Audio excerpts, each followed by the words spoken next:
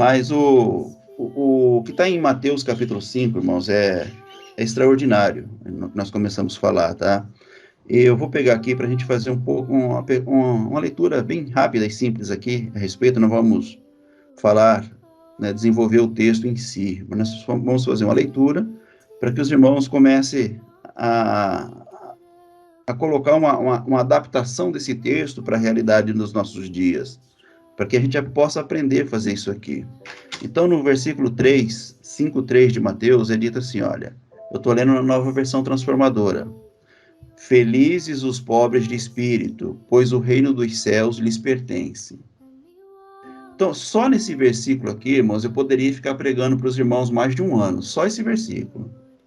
E sem repetir muito. Porque a Bíblia inteira, você vai pegar essa Bíblia inteira e vai começar a fazer uma análise crítica sobre aquilo que está na Bíblia em relação a esse ensinamento de Jesus. E se nós não entrarmos, né, nessa condição de criticarmos aquilo que está escrito em relação ao ensinamento de Jesus, então o estudo não estará nos acrescentando nada. O que é um estudo, irmãos? O que é uma leitura?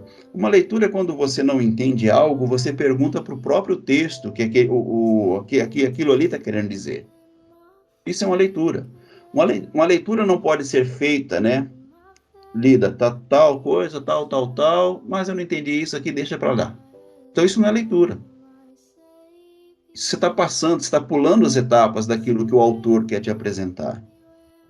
E se você não entender aquilo que o autor está querendo te apresentar e você fizer a sua conclusão, então você também intelectualmente não está sendo fiel àquele texto, àquela apresentação do autor.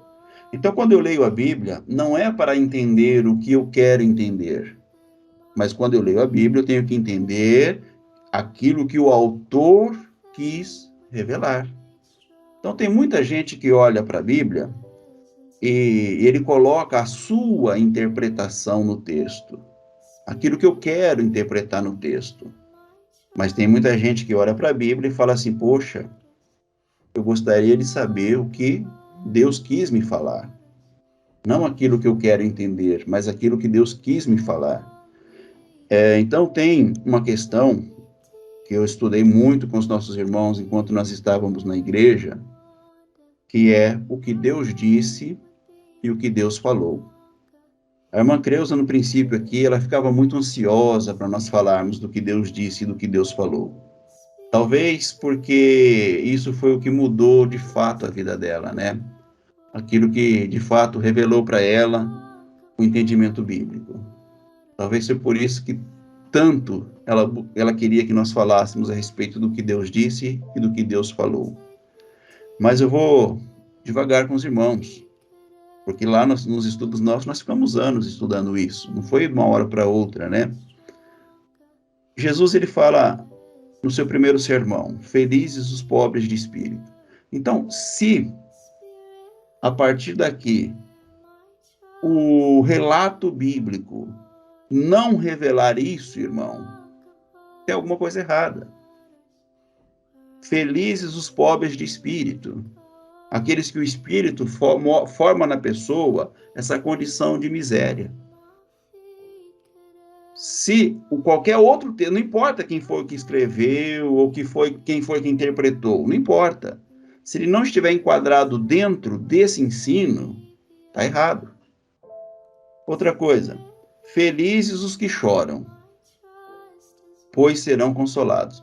Eu disse num estudo aqui, há pouco tempo atrás, com os irmãos, aquela passagem de João 11, onde Jesus está na frente do túmulo de Lázaro, a multidão toda está ali e Jesus chora.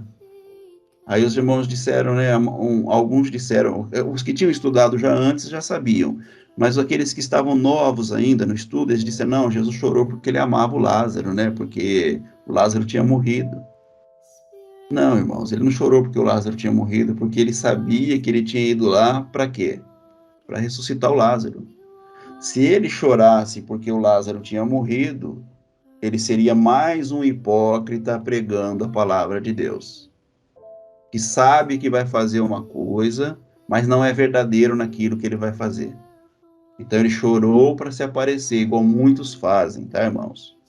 Se foi essa a intenção de Jesus, se foi isso que aconteceu, ele mais uma vez era um mentiroso pregando a palavra de Deus. Mas por que que Jesus chorou então? Porque quem se vê pobre pelo Espírito, olhando para a condição daqueles que se veem ricos, ele chora. Olhando para a condição daqueles que se acha suficiente, ele chora. Mas ele não chora pelo que aconteceu, mas pela condição do familiar dele, do próximo dele. Então ele chora. E quem chora, irmãos, é consolado. Quem chora é humilde e herda a terra. O versículo 6 fala assim: bem-aventurados ou felizes aqueles que têm fome e sede de justiça, pois serão saciados.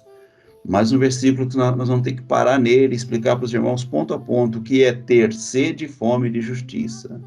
Quando nós falamos sede e fome, nós estamos falando de alimentação. Da pessoa se alimentar daquilo, dela viver daquilo. Sede e fome de justiça é totalmente diferente de sede e fome de juízo. Você olha para o Antigo Testamento, você vê um povo com sede e fome de juízo. Ah, esse povo aqui está na terra nossa, aqui está no nosso caminho, então vamos descer fogo do céu aqui, vamos queimar tudo, vamos nós ali, vamos matar todos eles, porque nós vamos aplicar sobre eles o juízo de Deus. Isso era a vontade de Deus ou isso era o entendimento dos homens? O que está registrado aqui era a vontade de Deus ou o que está registrado aqui é o entendimento dos homens acerca de Deus, daquele Deus que eles não conhecem ainda? Então são essas coisas que eu estou trazendo para os irmãos meditarem, tá, irmãos? Essas coisas nós estamos aplicando aqui agora no estudo, posteriormente estará na internet e vai causar bastante confusão isso aí, porque as pessoas vão dizer, né, muitos vão se levantar para dizer, somos nós hereges por pregar dessa forma.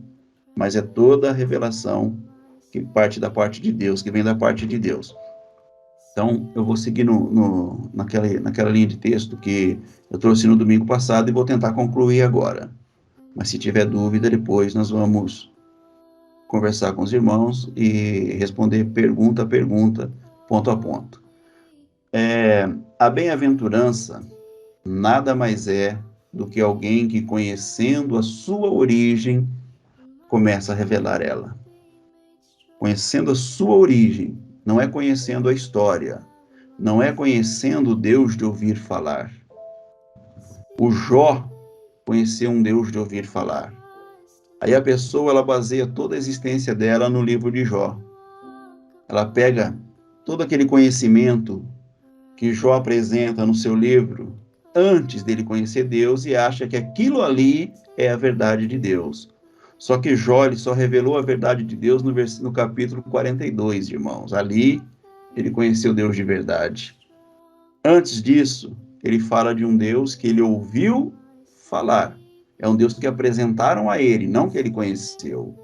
E assim sucessivamente, né? Então, todo homem que ele entende a bem-aventurança, ele passa a revelar essa bem-aventurança.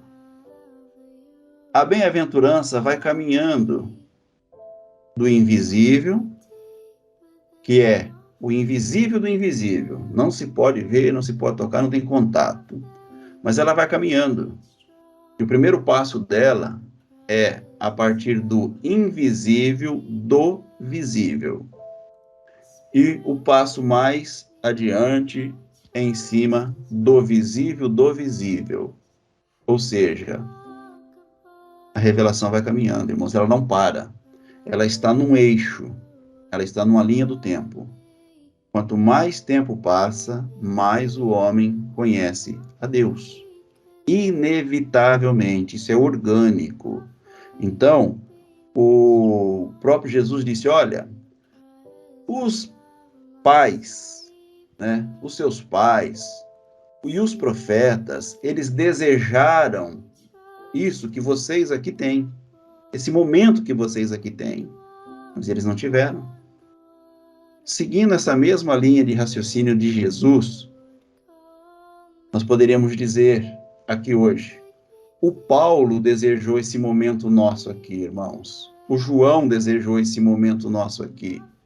O Pedro desejou esse momento nosso aqui. Mas eles não tiveram. É a mesma linha de raciocínio. É a mesma palavra que Jesus disse para eles na época. Porque hoje nós estamos muito mais próximos de uma revelação ampla do que eles tiveram.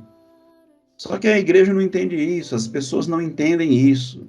Eles acham que o homem está preso lá naquela história, que ficou parado lá naquela história. E tudo que o homem tem é aquela história. E Deus, ele se limitou àquela história. Ele se limitou àquele entendimento. Ele não prosseguiu dali para frente. Então, quem que é o bem-aventurado?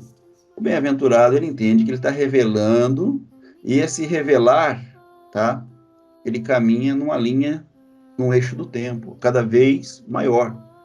Então, metade dessa bem-aventurança que Jesus coloca ali é subjetivo. Uma parte dela, o começo dela, é subjetivo. Então, ele coloca assim, bem-aventurados os pobres, né? Bem-aventurados os pobres, aqueles que o Espírito promove nessa pessoa um esvaziar tão grande, essa pessoa se esvazia tanto que ela se vê pobre. Mas não é essa pobreza em relação à matéria, tá, irmãos? É uma pobreza em relação ao seu ego, a si mesmo, aquilo que torna essa pessoa um participante do certo e do errado. Então ele se esvazia disso. Ele entra por uma condição de miséria nesse sentido. Ele, entendendo essa condição de miséria, ele assume o reino de Deus. Ele entra para o reino de Deus. Então, bem-aventurados, se eu sou pobre de espírito, bem-aventurados os que choram. Então, se eu não me ofendo, irmãos, com aquilo que as pessoas fazem para mim, se eu não me ofendo com as situações, se eu não me ofendo com aquilo que as pessoas estão fazendo, dizendo, vivendo, né? Isso demonstra que o meu choro não é um choro de imaturidade, não é um choro porque as pessoas me ofenderem em alguma parte. Então eu não choro por mim. O bem-aventurado, ele não chora por ele chora pelo outro, pela condição do outro. Então ele, entendendo que ele é um miserável de espírito, nessa condição de miséria de espírito, ele chora. É o que aconteceu com Jesus, no capítulo 11 de João. Mas o homem que lê isso aqui, essa bem-aventurança, ele foi aquele chorão da igreja, né? Ele começa a fazer oração e, de repente, Deus não está atendendo ele começa a chorar. Ele chora, mas ele chora porque não está recebendo, né? Não está sendo atendido. E não é esse o sentido de bem-aventurados que choram. Porque esse aqui não chora, tá? Então, eu disse para os irmãos que esse ser que era para ser um ser anfíbio, um ser que tanto acessasse o céu quanto a terra, ele passou a ser um ser ambíguo. Lembram disso na semana passada? E por ser esse ser ambíguo, ele gera, né, na mente dele, no conhecimento dele, essa terceira dimensão, essa terceira condição dele achar que ele assume o lugar de Deus no certo dele, no errado dele. Então, quando acontece qualquer situação, ele se ofende. Ele se ofende com a palavra do outro. Ele se ofende com o pecado do outro. Ele se ofende com a igreja do outro. Ele se ofende. Isso a gente está falando na questão religiosa, tá, irmãos? Mas ele se ofende por muitas outras coisas. Né? Ele se ofende por tudo, na verdade, né? Por quê? Porque ele acha, irmãos, que aquilo que o outro faz, que o fazer do outro, né, o pecado do outro, pode prejudicar o projeto de vida dele. Ele não está firmado naquilo que Deus é, mas ele acha que o outro lá influencia ele, que o outro fizer vai influenciar o projeto de vida dele. Então, cada vez que alguém peca contra você ou contra essa pessoa, né, ele já invoca o quê? O divino dele. Ele acha que aquilo que é a parte divina dele está ofendida pelo pecado do outro. Foi o que aconteceu com o povo hebreu. Eles invocavam o divino e queimavam os outros povos. Ele invocava o divino e matava as outras pessoas. Ele invocava o divino, eles liam lá na lei deles, olha, não matarás. Mas ele invocava o divino e matava. Então, nessa hora, não tinha lei para eles. Eles podiam matar à vontade, que não tinha problema. Só se não matasse hebreu. Aí, porque hebreu era gente, o resto, o hebreu era eleito, né? O resto era povo, era gente, né? Então, eu invocava o meu divino e podia exterminar uma raça inteira, podia matar uma cidade inteira. Criancinha de colo, criancinha amamentando, a mãe amamentando a criança, matava a mãe, matava a criança, ou matava a criança, levava a mãe para ser estuprada. Então, isso podia. Por quê? Porque eu invocava a meu favor o divino. Então ele estava para mim. Então, cada vez que alguém peca contra um homem que tem esse entendimento, ele já de pronto invoca o divino dele. Aí ele vai com o divino dele para cima daquela pessoa. Nessa condição nós vivemos por muito tempo, achando que nós éramos esse tipo de gente, esse tipo de pessoa que poderíamos invocar o nosso divino e essa invocação do nosso divino suprir então aquilo que era a nossa falta. São pessoas, irmãos, que se vê desprovida, né, de entendimento. Ela se vê desprovida dessa forma de entendimento que Jesus disse: bem-aventurados os que se esvaziam, aquele que o Espírito esvazia, porque ele assume o reino de Deus. Uma pessoa que é encarnada nesse Espírito, ela não pode encarnar as virtudes de Deus. Não tem como. Ou eu encarno o meu divino, ou eu deixo esse divino para lá, e encarno e revelo as virtudes de Deus, as virtudes divinas, as virtudes do meu Pai. Então, quando eu conheço as misérias da minha sociedade, né, eu conheço as situações difíceis da minha sociedade, eu choro, irmão, porque isso é algo que realmente mexe com uma pessoa que está no reino de Deus. Ela não chora porque ela se ofende com aquilo ali, mas ela chora porque ela vê a condição daquelas pessoas que estão vivendo ali. Muitos não teve acesso à compreensão, ao entendimento, estiveram tantos anos dentro de uma religião e não entenderam a revelação da palavra de Deus. Muitos não tiveram os olhos abertos porque, com o tempo que ele permaneceu no sistema de religiões, isso acabou prejudicando ele quanto ao ouvir o falar da boca de Deus. Não são todas essas condições que impõem, né, aquela condição daquela sociedade. E é por isso que o bem-aventurado ele também chora, por causa dessas condições. Um homem de Deus, irmãos, ele não age com violência, ele não se ofende, ele não é ambíguo, né? Ele trata o outro ser com a naturalidade daquilo que ele próprio é.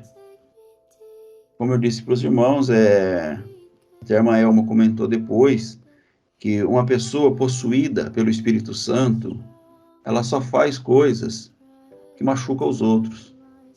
Ela está possuída. E essa tá sendo a condição de muitas pessoas. Ela sai fora dessa realidade de Deus e ela assume para ela essa condição dela decidir o que é certo e o que é errado, né? E outra coisa também que eu falei a semana passada é que uma pessoa que ela tem essas virtudes de Deus, ela jamais ela se apresenta, vamos colocar aqui a mesa, né? Ela se apresenta diante de uma mesa para usufruir disso aí, para comer primeiro. Então, é muito visto entre o povo de Deus aquelas mensagens que dizem: olha, você tem que desfrutar de tal coisa, você tem que desfrutar disso, desfrutar daquilo. Se tiver um banquete, uma mesa, a ideia da pessoa é: se eu chegar primeiro, eu vou desfrutar primeiro, eu vou ter mais condições de ter mais coisas, né? Essa é a ideia daquela pessoa que não entendeu na revelação o que é ser um pobre de espírito. Porque o pobre de espírito, irmãos, ele não está interessado em chegar primeiro na mesa onde está o banquete para desfrutar. Ele está interessado em chegar naquela mesa. Se ele chegar naquela mesa, é fazer o quê? É ficar atento àqueles que não têm condição de se servirem sozinhos. Pessoas que estão perdidas ali. Aqueles que estão envergonhados. Aqueles que estão isolados por falta da compreensão e diante da condição que ele está vivendo. Então, esse é o bem-aventurado. O bem-aventurado, ele não entrou nesse mundo para desfrutar, mas ele entra nesse mundo para frutificar, para dar fruto, para promover o fruto, e não para usufruir do fruto. Então, Deus, ele faz o homem e ele disse, olha, multiplicai-vos, enchei a terra, né? Essa era a ordem natural de Deus. O homem tem que multiplicar. Então, uma pessoa que não multiplica, irmãos, ela não é bem sucedida. Ela não é bem-aventurada. Ela não está completa. Ela não entra para essa dimensão de tocar os céus. A parte anfíbia dela vive só a terra. Não acessa as coisas grandes de Deus, a parte maior de Deus. Porque ela está possuída desse divino e sempre que necessário, ela aplica esse divino em seu favor. Ela é possuída por esse Espírito Santo. E esse Espírito Santo que está nela não é para revelar uma geração de Deus na vida dessa pessoa. Então isso tem sido muito complicado para as pessoas entenderem Deus nessa condição, dessa revelação, dessa cosmovisão, dessa revelação que Jesus traz. E seguindo então a sequência daquilo que nós falamos na semana passada, né, que eu não havia terminado, é dito assim, olha, a segunda parte, Jesus ele volta, agora ele volta nos aspectos objetivos, eu tinha falado do subjetivo, agora dos objetivos. Então quem é miserável é misericordioso. Isso é um aspecto objetivo, isso aqui está ali, pronto, acabou, não tem como se discutir, tá, irmãos? É miserável? É, então também é misericordioso. Então, quem chorou é limpo de coração. Por que você chorou? Porque você tem o coração limpo. Seu coração não está contaminado com o entendimento humano de ser.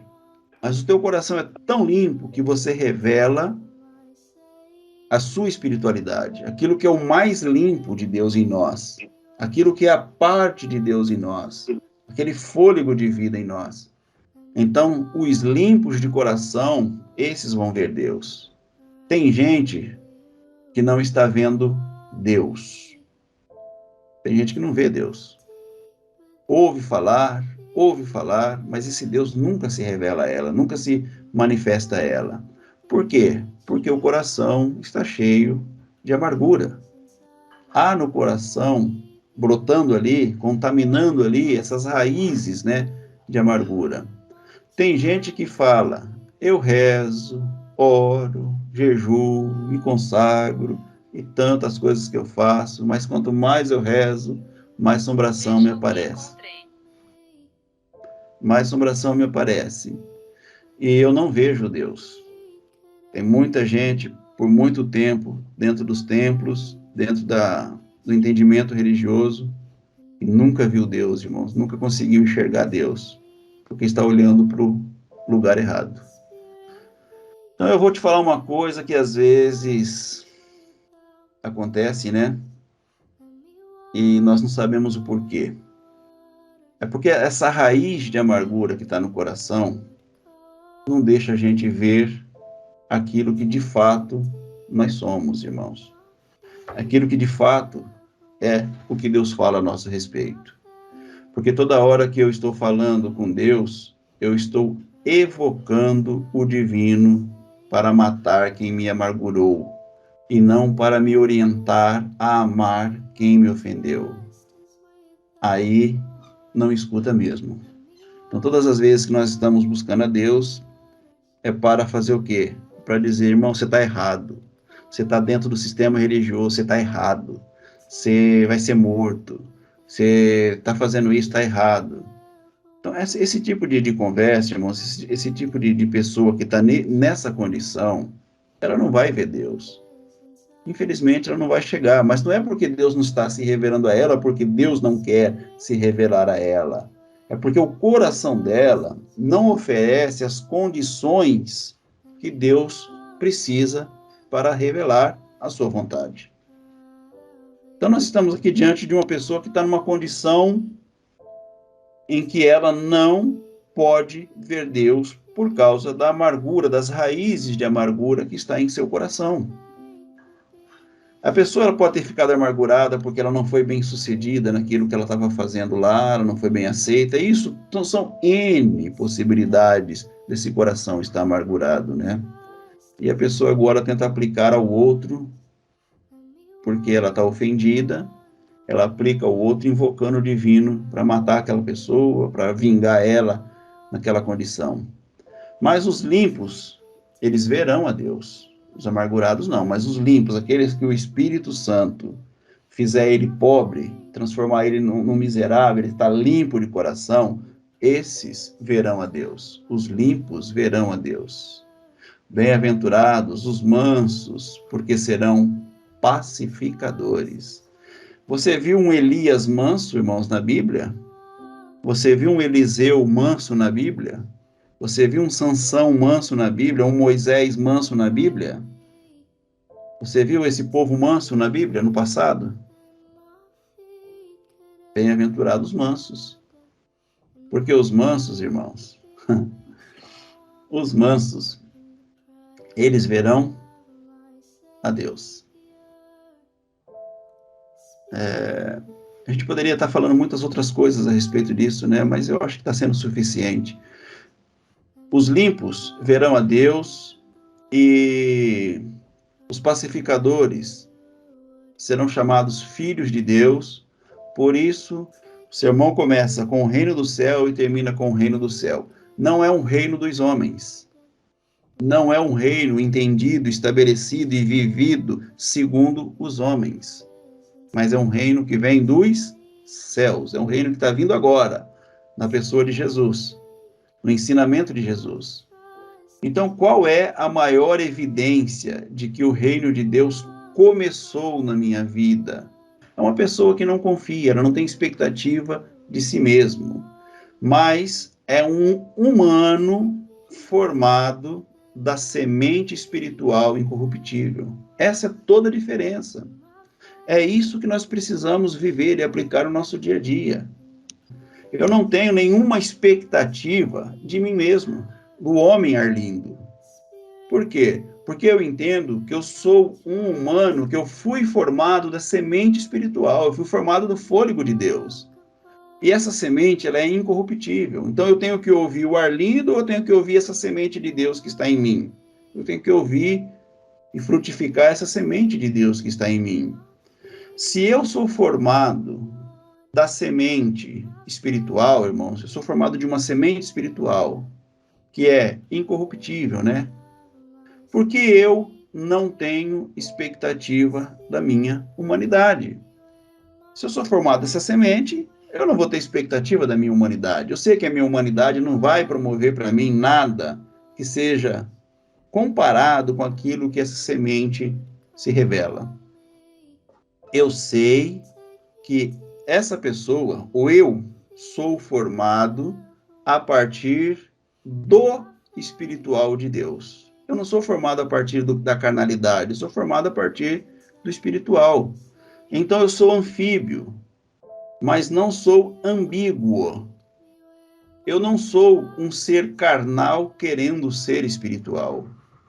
Eu sou um ser espiritual encontrando formas de encarnar as virtudes do Espírito. É isso que eu sou. Eu sou um ser espiritual que eu estou aqui de alguma maneira nessa vivência, né? Nesse tempo, buscando essas formas, encontrando essas formas, vivendo essas formas de encarnar as virtudes do Espírito. Isso vai terminar em quê quando a gente faz isso aqui, irmãos? Em juízo ou injustiça? O que você acha? O que terminou em juízo? Um homem que, estando ele aqui, ele encarnou a divindade. Isso terminou em juízo. Mas uma pessoa que entende que ela é um ser espiritual, que está encontrando formas de encarnar as virtudes do espírito, isso termina em justiça e não em juízo. Então, eu não vou me tornar um crente, vou me tornar um justo. Então, a fé não é a expectativa de um crente que o divino vai fazer tudo por ele. Não é isso, né, irmãos? Vamos falar devagar aqui para as pessoas compreenderem isso aqui. As pessoas vão assistir, vão participar disso aqui, elas precisam compreender. A fé não é expectativa de um crente de que o divino vai incorporar você e vai te dar tudo que você quer. Não é isso. Ele não vai te dar tudo que você quer. Não é isso, meu amado. Não é assim que funciona. O que é a fé? A fé é a certeza de um justo, de que ele, como filho de Deus, ele vai revelar as virtudes de Deus. Isso é fé. Um filho de Deus que revela as virtudes de Deus. Aí você sabe por que nós vamos ser perseguidos, irmãos? Não porque a gente é religioso. A perseguição não virá até nós porque somos crentes, religiosos.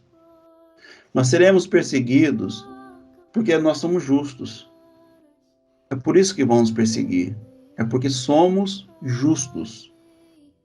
As pessoas não querem ser ensinadas a ser justas. Elas querem ser ensinadas a ser religiosas, do Deus que vai dar para elas o que elas querem. O Deus que, enfim, vai levar elas para o céu, para as maravilhas, né? Esse céu que muitos buscam. Então, isso tem sido o padrão de vida dos religiosos. Mas esse Deus aqui que nós estamos falando não é um Deus que vai nos levar para o céu. Ele vai nos colocar no seu onde, tá? Na vontade dele, para que esse céu se revele aqui, para que o céu venha até nós. E sendo assim, esse Deus ele vai sacrificar os seus filhos na sua própria vontade, para que esses filhos, na vontade de Deus, revelem essa grandeza. São aqueles que realmente deixam para trás a sua vida, assumem a cruz de Cristo, né? E caminham com Cristo. Então, a proposta do nosso Pai é, você entendendo a árvore da vida, você sacrifica a sua vontade e vive a vontade de Deus.